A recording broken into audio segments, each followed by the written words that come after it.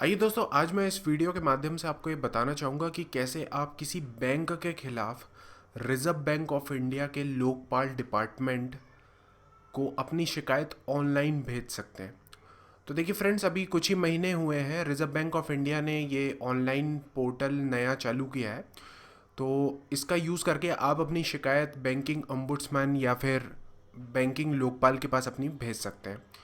देखिए फ्रेंड्स, मैं आपको यहाँ पर एक ज़रूरी चीज़ ये बताना चाहूँगा कि रिज़र्व बैंक ऑफ इंडिया के पास आपको अगर अपनी शिकायत भेजनी है तो सबसे पहले तो आप अपने बैंक के ब्रांच मैनेजर को शिकायत दीजिए।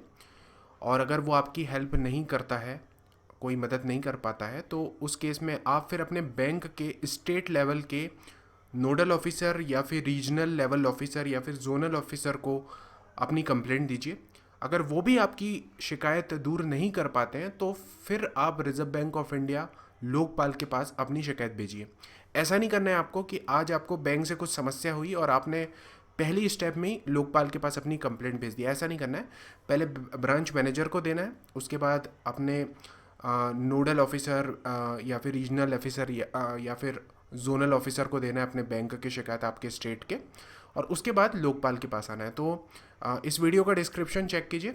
सब डिटेल्स बैंक से रिलेटेड, जिस भी बैंक का नाम इस वीडियो के टाइटल में देख रहे हैं उससे रिलेटेड सब डिटेल इस वीडियो के डिस्क्रिप्शन पे दी है। तो देखिए, इस पेज पे लैंड हो जाइए। यहाँ पर इस पेज की भी लिंक मैंने दे दिया है इस वीडियो के डिस्क्रिप्शन पे। यहाँ पर देखिए फाइल अ कंप्लेंट लिखा है, तो इस पर क्लिक कीजिए। एक नया टैब ओपन होगा जिसमें ये पूरा कंप्लेंट फॉर्म लोड होगा। तो जैसे ही आपके ब्राउज़र पे फ्रेंड्स लोड हो जाएगा, आपको सिलेक्ट करना है यहाँ पर कि आपको जो शिकायत है वो किसके अगेंस्ट में भेजनी है, टाइप ऑफ एंटिटी में। तो यहाँ पर देखिए अपन सेलेक्ट करते हैं बैंक। बैंक पे सिलेक्ट कीजिए और उसके बाद ये पूरा एक फॉर्म ओपन हो जाएगा, तो आप इसको आराम से अच्छे से पढ़ लीजिए। और उसके बाद फ्रेंड्स आप यहाँ पर बस एक बात का ध्यान रखिए कि मोबाइल नंबर और अपना जो भी डिटेल है, ईमेल एड्रेस या फिर पता वता, वो सब सही तरीके से डालिए, गलत मत डालिए। क्योंकि इनकेस अगर बैंक को या फिर लोकपाल के ऑफिस को आपको कांटेक्ट करने की ज़रूरत रही, महसूस हुई उनको, और अगर आपकी डिटेल गलत होगी तो आपको प्रॉब्लम हो सकती है। तो डिटेल सही तरीके से डालिए यहाँ पर।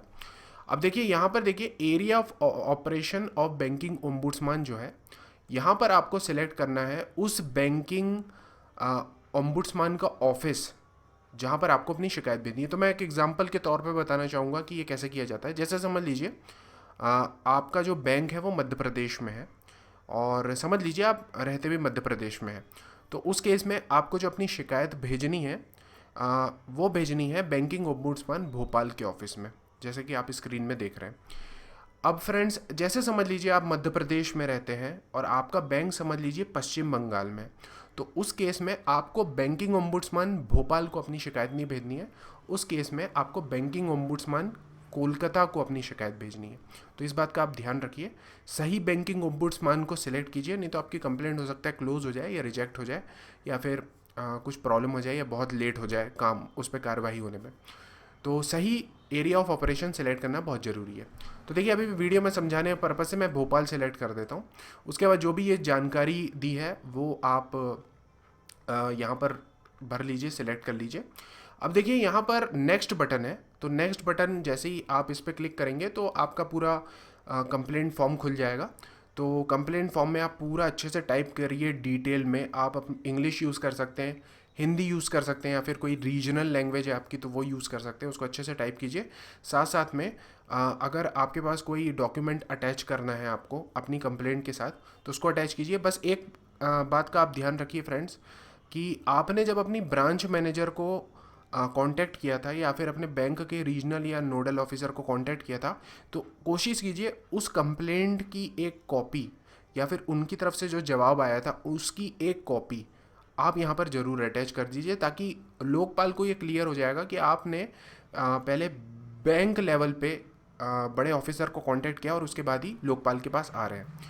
तो फ्रेंड्स, अगले पेज पे आप अटैच कर दीजिए फाइल्स ज़रूरी जो भी आपको अटैच करना है। और साथ साथ में फ्रेंड्स आप अपना कंप्लेंट अच्छे से पूरा फुल डिटेल के साथ लिख दीजिए। और जैसे ही आप अपनी कंप्लेंट को सबमिट करेंगे तो फ्रेंड्स आपको एक ट्रैकिंग नंबर प्रोवाइड कर दिया जाएगा।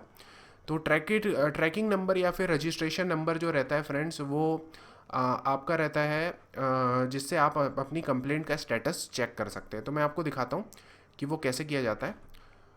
तो देखिए फ्रेंड्स, यहाँ पर वापस उसी पेज पे आ जाते हैं। यहाँ पर दिखा है ट्रैक योर कंप्लेंट।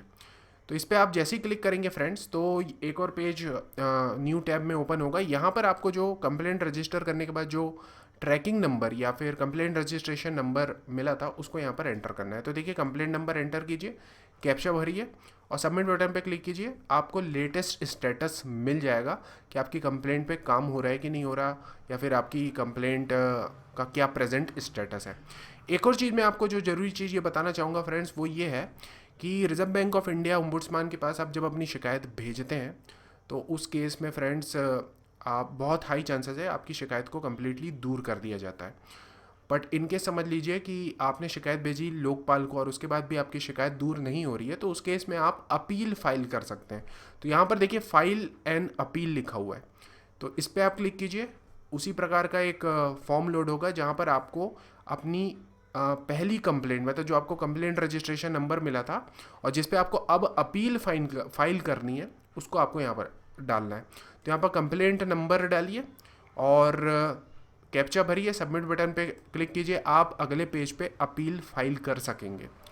तो देखिए फ्रेंड्स, मैंने आपको बता दिया है कि कैसे आप अपनी कंप्लेंट रजिस्टर कर सकते हैं, साथ साथ में कंप्लेंट को ट्रैक कर सकते हैं, और साथ साथ में अगर लोकपाल आपकी मदद नहीं करता है तो उस केस में आप रिजर्व बैंक के अपीलेट ऑफिसर को कैसे अपील दे सकते हैं अपनी। और बाकी और भी जानकारी इस पेज पे पूरी दी हुई है, तो आप इस पेज पे आके अच्छे से पढ़ लीजिए, समझ लीजिए। और फ्रेंड्स, मैं आशा करता हूँ वीडियो आपको पसंद आया होगा। अगर हाँ तो लाइक कीजिए, शेयर कीजिए, सब्सक्राइब कीजिए। Thanks for watching.